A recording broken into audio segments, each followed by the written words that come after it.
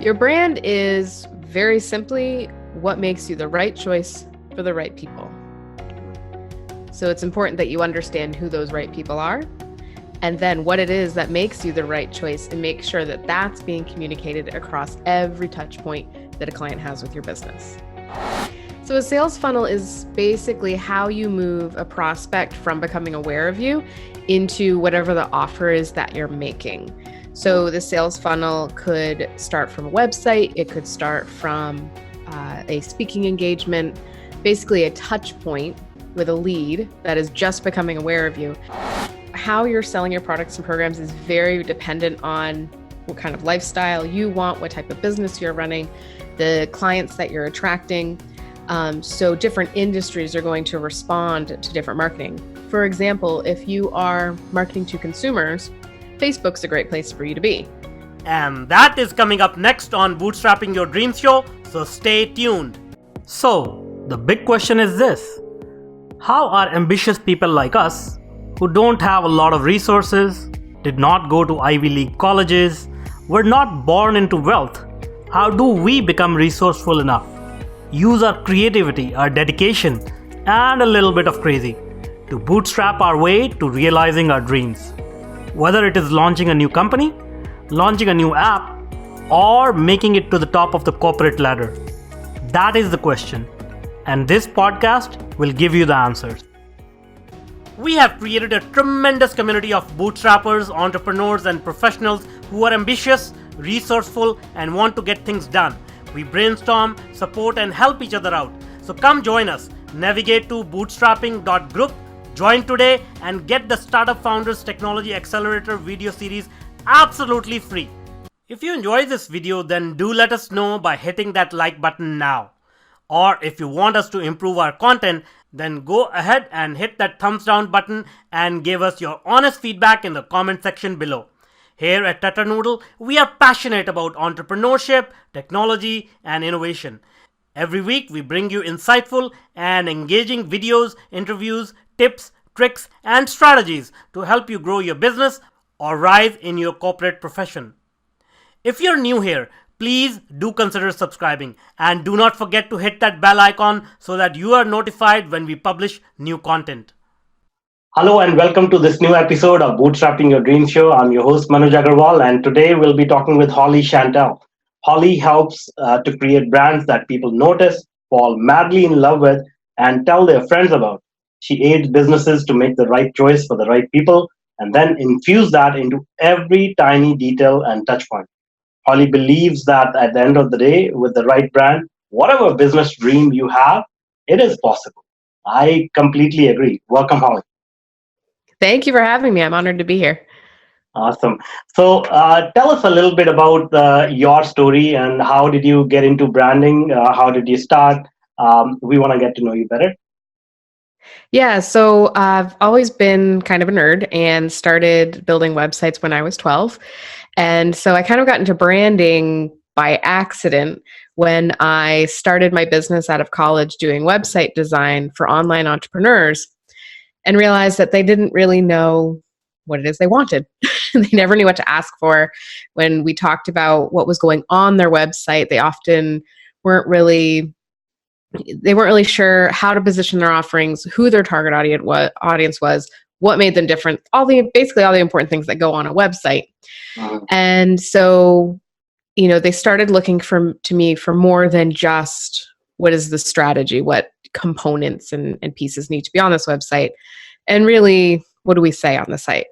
So I've worked on over 200 websites, written copy and content for a lot of different types of entrepreneurs. And through this process, realized that what I was really doing is branding. Nice. And so now I had a business partner at the time that was doing the design, and I was doing more of the tech and the strategy. And now all I do is strategy and copywriting, and it is so much fun. So I kind of developed it as I went, and now I don't do website design at all. And I'm really only doing online strategy, copywriting, and sales funnels, those kinds of things. And it's so much fun. Awesome. That's great. So let's talk about all these concepts that you just mentioned. Branding. Let's start with branding. It's a very confusing term, but I mean, it's very important. A lot of people confuse branding with just your logo or maybe the company name or whatever, or in Mhm. some cases the color palette they use. So, according to you, what is branding? Your brand is very simply what makes you the right choice for the right people. Mm, So it's important that you understand who those right people are and then what it is that makes you the right choice and make sure that that's being communicated across every touch point that a client has with your business. I see. I see. And what about sales funnels? You mentioned sales funnels. So, what are sales funnels? So, a sales funnel is basically how you move a prospect from becoming aware of you into whatever the offer is that you're making. Mm, So, the sales funnel could start from a website, it could start from a speaking engagement, basically a touch point with a lead that is just becoming aware of you. And then, what are the steps that they go through, and what is the experience that they're going to have during that process, the content you're going to share, and like the engagement points you're going to have with them that lead them into actually buying the product or program. I see.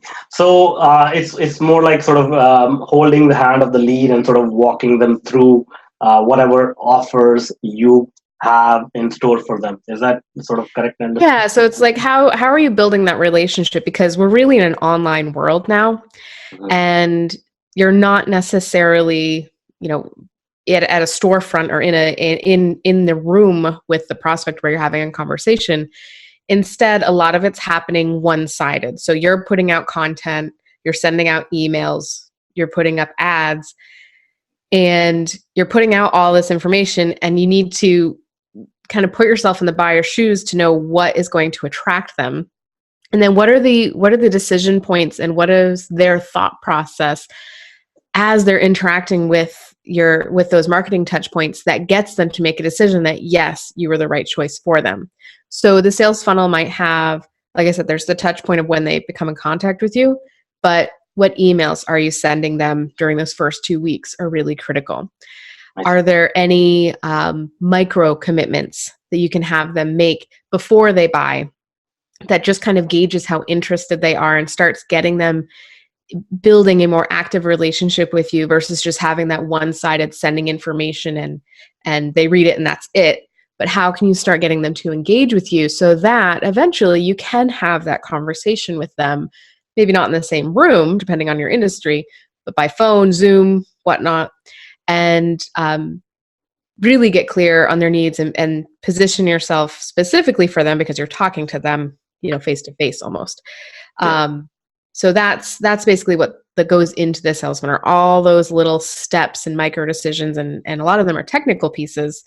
um, and what do you say in each of those steps? That's great. Uh, it sounds like quite a complex process. So, do you have some sort of a template framework that you use for each of your clients, or is it like a new bespoke process for everyone?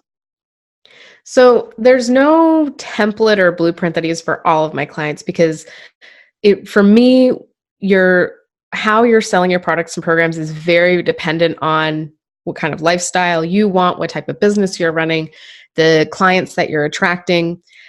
So different industries are going to respond to different marketing. For example, if you are marketing to consumers, Facebook's a great place for you to be. If you're marketing to business professionals, LinkedIn is a better place to be. So there's really no cookie cutter funnel that I could give you. So where I always start with clients is getting very, very clear on what their business model looks like and what their brand looks like, so that we can match up the right type of sales process that's going to suit them and get them the best results. Awesome.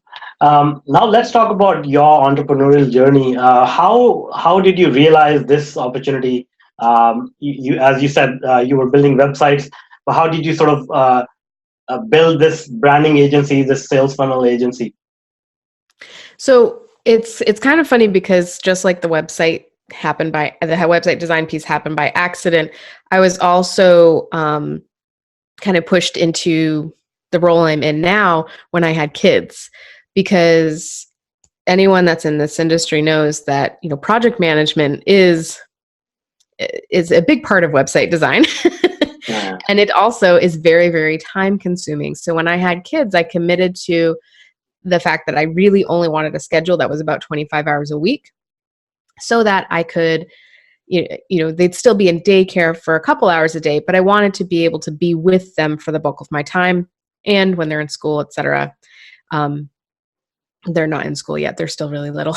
But when they are, I know that my work week, I'll be able to take them to games and that kind of thing after. Sure. Awesome. So what And happened was, yeah. oh, go ahead. No, go ahead, please. So what happened was my business partner and I at the time had been talking about, not doing website design. He really wanted to move on to other things other than graphic design. And it kind of came to a point where we were like, okay, like this isn't working for me. It's not working for you. Let's move on and find something different. Mm. And so taking website design out of my offerings was a huge step because that was 80% of my clients. I see. And so what I found was now I'm actually selling more. So a lot of my clients are more private practice coaches, service professionals, and they don't have tangible offerings. Like they don't have a product that they're selling. So I got to turn all of the strategy that I was using with them onto myself because now I was no longer selling a tangible product. So I actually got even better at what I do because now, like, it's not just you're doing it to others, but not unto yourself. You learn a lot more when you do it on yourself. So I had to go through my own process of rebranding and re-understanding who my target audience was and restructuring my business model and redoing all of my sales funnels. So it was kind of it was bittersweet. So, complete change, complete overhaul, complete like 180, but also in the end, I really get to do what I truly enjoy. I'm no longer spending hours upon hours managing, hurting Jello, as some people put it, which is often what project management is. And now I have the schedule that I want, only working 25 hours a week. That's awesome. And you said that it was, this new business was almost like a deep spiritual awakening. So that's quite interesting comment. Can you unpack that for us? Yeah. So the spiritual awakening was actually came a little bit later than that first transition. So what happened was I made all these big changes in my business, and and obviously things slowed down for a time. And what I found was when I started building the business back up, I couldn't get back to the level I had been. And I kept telling myself it was because I'm selling a different product, and in reality, I was still paying myself the same amount because I was no longer splitting everything with my business partner. It was all, pure profit essentially. So the spiritual awakening happened when I just kept coming up against that upper limit. And I call it the 6-figure plateau with my clients, because after experiencing it, I realized that I wasn't the only one and a lot of other people do too, where you get to a point where you can't get beyond it. Even though you have all the abilities, you have the skill, you have the confidence, for some reason, you just keep bumping up against this ceiling or this plateau. Yeah. So the spiritual awakening for me happened when I felt like I was a total, complete failure. I was having a ton of health issues at the time because of stress, and realized that it was really a lot of pressure that I was putting on myself, for one. Because if you looked at my lifestyle, I was working 25 hours a week. I have all the time I want to spend with my kids. I am doing all of the things that I value. We're not suffering financially by any means. And so the spiritual awakening was really understanding that I, had already created what I wanted, and I really did not need to break through that ceiling, and that the ceiling was telling me something, in that I had been staying in my comfort zone. And because I was staying in my comfort zone, that was why I couldn't break through to that next level that I wanted. And that comfort zone had to do with the clients I was working with and the services I was offering. And I really wanted to do something more. So since then, and this is actually more recent, I rebranded at toward the end of last year. I rebranded again into the new, fully expressed version of my brand, and bringing in more of the quantum physics, the metaphysical aspects that drive business, and helping clients with more than just their brand, and really helping them figure out where those plateaus are happening and why they're happening, and transitioning from the business that they're in into the business that they deep down really want but might not realize. So there's kind of multi-layers to this in my story. Like there's a couple, we're talking about probably two different phases, which might be a little confusing, but hopefully it all makes sense. No, but this is good stuff. So can we go a little bit deeper into this topic? When you mentioned quantum physics and metaphysics, so can you talk a little bit more about that?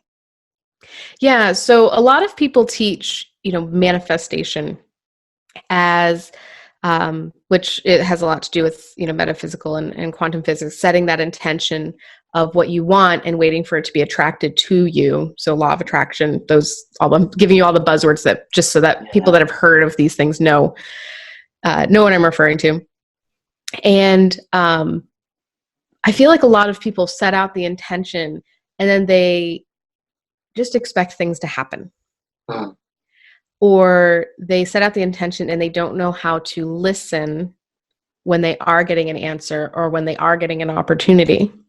So something that I do with my clients now is really building their self-awareness, and specifically in their business. So when I work with my clients, we work mostly in the Trailblazers Collaborative. So it's actually a group of people. And we meet every 90 days and they take a look at their business and the goals that they've set for themselves. And they really examine what's working, what's not working, what can be improved, and taking down the data of the activities they've done, how long it's taken them, how many leads they've gotten, what the results are of the funnels that they've created. And so many business owners, they don't look at those things. Instead, they're just kind of flying by the seat of their pants. They're setting goals. They're waiting for things to happen. They're just hoping that it's working, but they never actually look at what the results are. Uh-huh. And part of it's a fear. They're afraid that if they look, they're not going to like what they see. And then part of it's just a feeling overwhelmed by that kind of data, like not being able to process it. And that's something that I'm really good at. So in doing this, we build the self-awareness and they begin to learn how to listen to that inner guidance. So understanding, when there's that small voice in their head that's telling them not to do something or to do something, and when it's actually fear or their ego speaking and not necessarily their higher self, and then how to really tune into that voice that they're too afraid to listen to, but is actually that signal from the universe that this is what they need to do. Awesome. So it's a very interesting process. And how this really came about was because remember I was talking about that plateau that people hit. Well, when you hit that, you lose your confidence and you feel like you can't listen to yourself anymore. And so that's what I said, like I had that awakening was because I had lost all my confidence. I thought I was a total failure and I wasn't really paying attention to the facts and the data. They were showing me that I really wasn't a failure and that maybe there was something else going on other than, what I was seeing. And when I was able to start listening to that and start, building that confidence back very slowly, all kinds of opportunities opened up. I see. That's great. Well, this is exactly what I'd like to focus on because I really truly believe in the quantum physics, as you mentioned, and law of attraction. So, do you think that this work is more important and it should be done before you put together any strategy, any sales funnels, any of those sort of the components that go into the tactical steps to accomplish what you're trying to accomplish? Sorry, what do you mean when you say this work needs to be done first? So, setting your intentions, figuring out exactly what you want, where your fears are, trying to listen to your own inner voice. Yeah. So yes, and you have to be careful about if you already are in business and you've built your business to a certain point, you have to be a little bit careful, because sometimes what happens is someone will stop what they're doing, and and they lose the cash flow that's going to support them in their new endeavor. So one thing that I'm always very careful with my clients is making sure that we maintain old business, even though they're not necessarily super happy in it right now. But we put it like, how do we maintain old business and maintain the status quo? And then, yes, we get really deep into, okay, what is it that you really want? And sometimes, or most of the time, if I were to ask someone what they want, the answer is actually completely different than when we really go deep into it and visualize and talk about all the fears that are coming up and what their inner voice is saying that they've been resisting. Oftentimes people don't even realize what they want, and usually it's because the desires that they have are coming from an external place. So it's coming from seeing other people in their industry and what they're doing and what their lifestyles are and what they have, and feeling like if you're not doing that, then you're a failure. Yeah. So what it really comes down to is understanding what's important to you. So that is always the first step, figuring out what you want. And then from there, then you can reverse engineer it. So I kind of do play both realms, the more intuitive realm, and then also like the engineering, like, okay, what are the steps to making this happen, and how do we transition in phases from current business to the business that they actually really want. I see.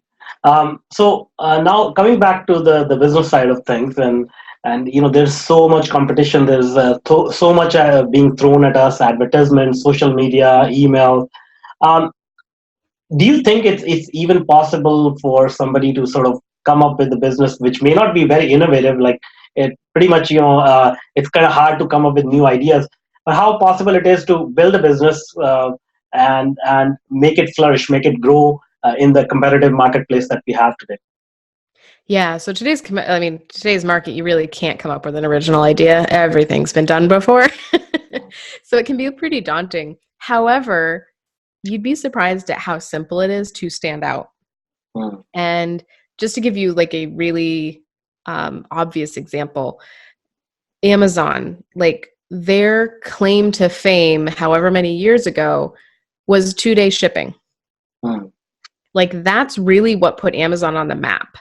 Yes, you could buy, at the time they were selling just books mostly at reduced rates, but where they really took off was the 2-day shipping. And that's when they started adding different products and categories and really blew up to what they are today because of free shipping. It's something that was so simple. And for most business owners, their differentiator is something very simple. It could be the way you do customer service. It could be a certain value that you hold. So most of the time, it's not necessarily a feature, especially in service-based, it's not necessarily a feature. It could just be a philosophy or a way you work, that when you hang your hat on that, so to speak, with your brand, you become known for it. And that's really when we're talking about standing out for competitors. It's really just standing for something and being really clear on why people should hire you. So it's not necessarily, what makes you outlandishly different, but what makes you the right choice for the right people. Great. And you brought up self-awareness, so that's a big part of this puzzle. But from what you said, differentiating yourself and trying to figure out what exactly people are looking for. So obviously, learning about your customer is very important as well. So do you follow any process in sort of uncovering who's your target market, what is the demographics, what are their interests, what are their fears? Yeah, so I actually have a 3-layer deep process when it comes to target audience. And on my blog, there actually is a interview. So I do an interview whenever I'm creating a new product or a sales page or whatnot with whoever the ideal client is. So I'll explain the 3 layers. And then if someone wants to interview, all the questions are right there. So your target audience is what you would expect. It's the demographic, the industry, the group of people that you want to work with. And that's where most people start and oftentimes end with their market research. The next layer deep is the ideal client. So understanding who in that market values your services already and is going to be a really good client for you. So if you're working with, small to medium businesses, how big are their teams? What kind of infrastructure do they have? Are they able to integrate you very easily, or are you going to have to, do a lot of extra work in order to even make it possible to do your job, kind of thing? So knowing what those little nuances are, they might be levels of experience, it might be shared philosophies, it might be resources that they have. What makes them an ideal client to work with? And when you get really clear on this, you can market to them specifically so that you're attracting more of those people that you really love working with and doing a lot less jobs where, it feels like you're pulling teeth. They're kind of draining you. This isn't really that much fun.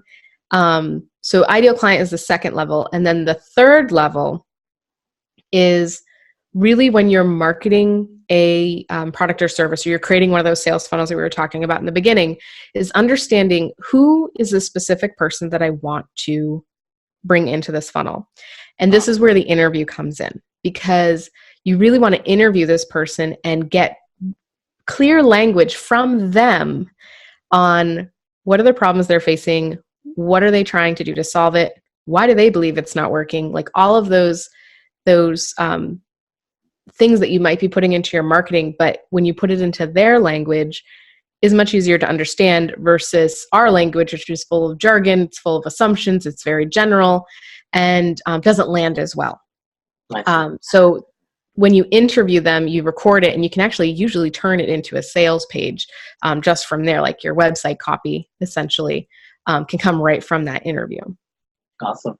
And, there's a chicken and egg situation where, you are trying to set up a business. Maybe you don't even have a product, you just have an idea. And, how do we find the target customer? How do we interview them? How do we ensure that, they have the right person to talk to? So most of the time when you're starting a business, at least in my experience, it's because the person's very, very passionate about the idea. Like they've usually had a personal experience or have been a very close witness to a personal experience that caused them to want to create this business. Uh-huh. So you can start with who were you at that time when you needed the product? Or who was the person that you were, close with at the time that needed the product? And do your own exploration of yourself and what your beliefs were at the time and what you were trying, what we were struggling with. So you can answer the questions yourself when you're starting out until you can find someone that fits that description of that ideal client for you so that you can make them an avatar and interview them. But when you start, you can start with yourself at that time. It's a little bit more difficult because you've already crossed over to the other side. So sometimes it can be hard to remember those details. And what I tell my clients is you can't speak butterfly language to a caterpillar.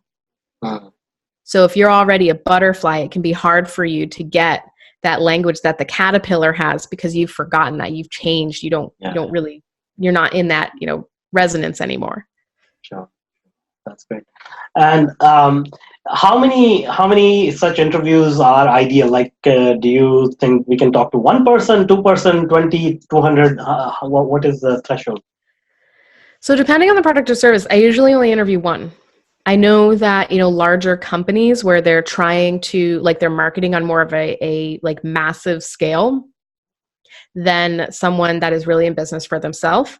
I know they do focus groups and they do, large level surveys and that kind of thing.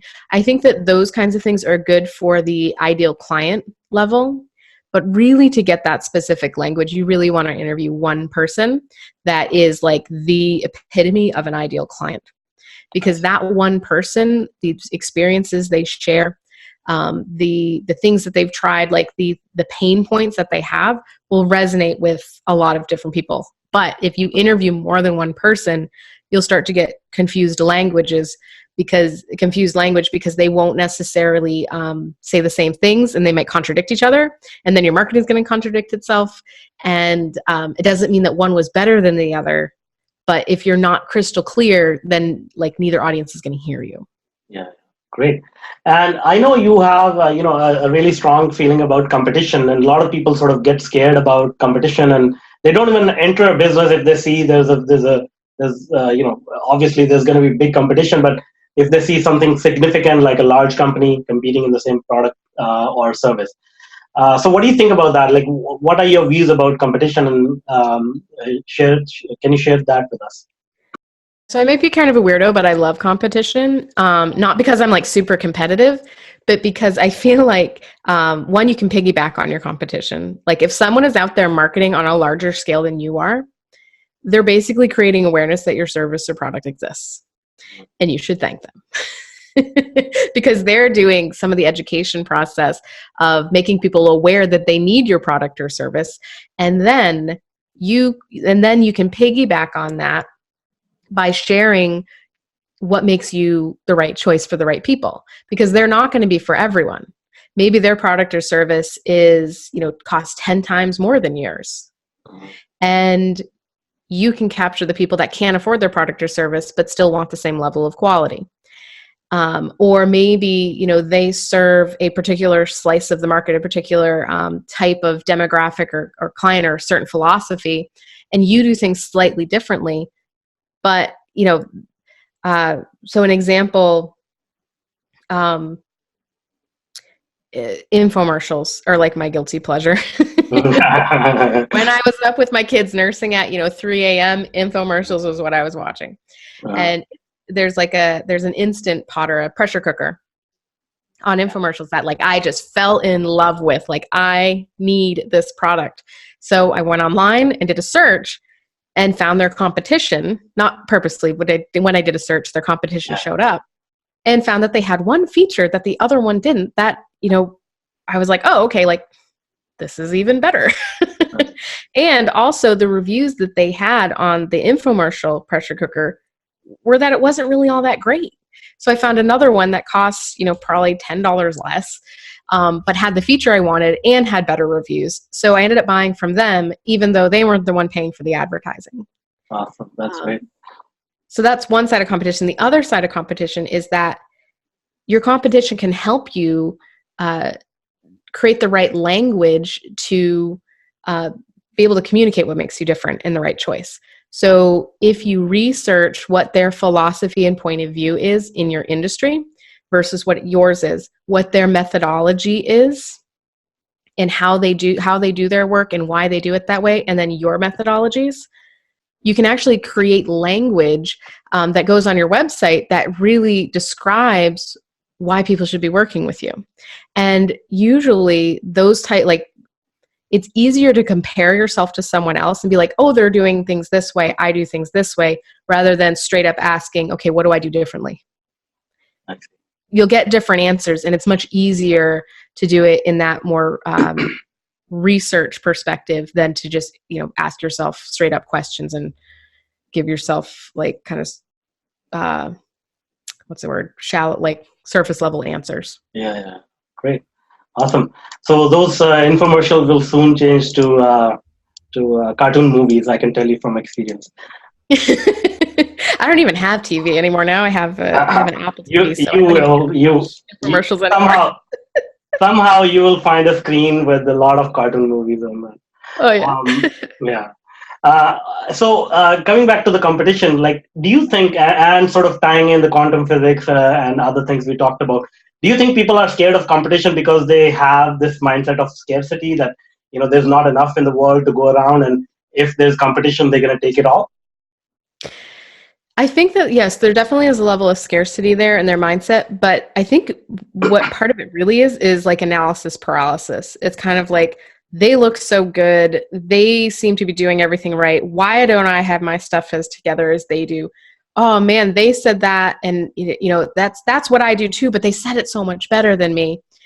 And it mindset wise, it more just makes you feel inadequate versus, oh, they're going to take all the clients, there's not going to be enough left for me. And we all do this. I do it. I have, friends, they launch their website and I'm like, oh man, their website's like so good. But when I look at mine, it's good too. Like we're in different ways. And they, they're jealous. They do the same thing when I launch my website.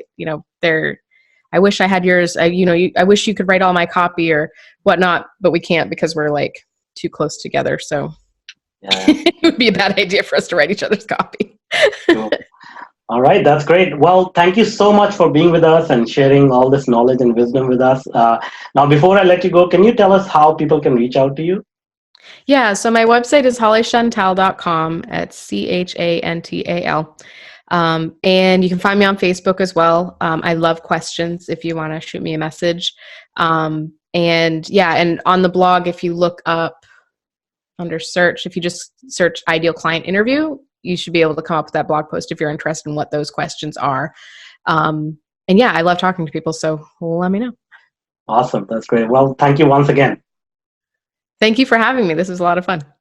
And that's all for now. Until next time. Now, if you're an entrepreneur or a career professional, then I invite you to join our growing community. Navigate to bootstrapping.group. As a welcome bonus, you will get the Startup Founders Technology Accelerator video series and Mastering Your Inner Game video series absolutely free. This series of short videos address some core issues which are instrumental in helping you move forward in your business or career. The videos are yours to view and share for free. No obligations or strings attached, except for one. You have to take action and implement it. So join us today. Navigate to bootstrapping.group. If you want more engaging videos and insightful interviews with industry's thought leaders, then check out the other videos we have picked for you. The link is right there. And if you want to be notified about our new content, please do consider subscribing to our channel.